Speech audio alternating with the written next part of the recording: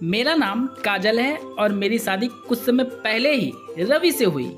हम दोनों अपने गांव से शहर आ गए थे क्योंकि शहर में रवि को जॉब मिल गया था।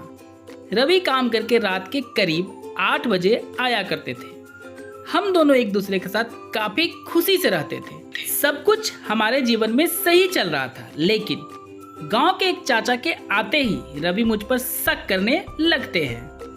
चाचा शारीरिक रूप से काफी हद तक रवि से अच्छे और ताकतवर थे। रवि को चाचा का घर में रहना पसंद नहीं था, लेकिन सीधी मुंह बोल भी नहीं सकते थे कि यहाँ से चले जाओ। चाचा की नज़र हमेशा मेरे ऊपर ही लगी रहती थी। वो सुबह सुबह उठकर छत पर कसरत किया करते थे। किसी काम से मैं छत पर जाती तो वह अपने शरीर को ऊपर से खोलकर मुझे दिखाया करते थे ताकि मुझे अपने जाल में फंसा सके।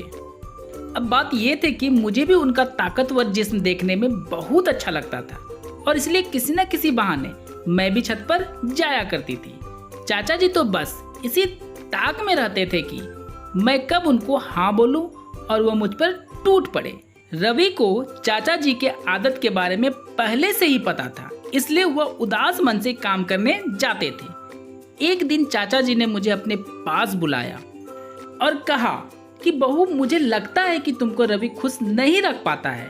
अगर ऐसी बात है तो बिना किसी शर्म के मुझे अपना दुख बता सकती हो। चाचा जी की बातों का मतलब मुझे अच्छे से समझ में आ रहा था, इसलिए मैं बोली, नहीं चाचा जी, ऐसी बात नहीं है। रवि मुझे बहुत खुश रखते हैं। चाचा जी ने कहा कि देखने से तो नहीं लगता, लेकिन अभी तुम मुझे नहीं बताना चाहती तो कोई बात नहीं, बाद में जरूर बता देना। एक दिन रवि ने मुझे नाश्ते करते समय बताया कि 2 दिनों के लिए मैं काम से बाहर जा रहा हूँ, इसलिए तुम अच्छे से घर में रहना। चाचा जी भी वहीं थे। जब यह बात उन्होंने सुना तो वो मुझे देखकर मुस्कुराए। मैं भी उनको देखकर मुस्कुरा दी।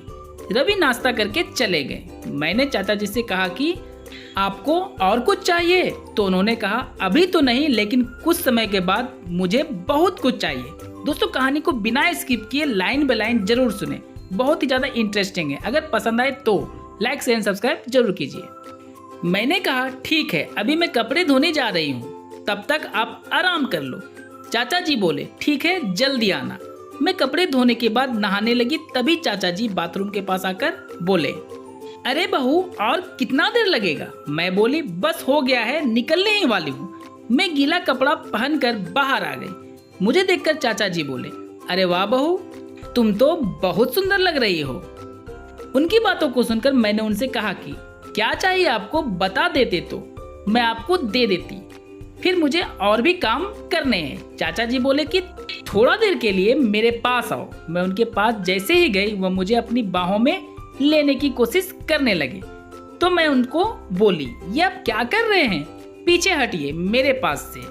वो बोले, अरे बहू, तुमको आज मैं अपने शारीरिक शक्ति दिखाऊंगा और मुझे पूरा यकीन है कि तुमको बहुत मजा आएगा।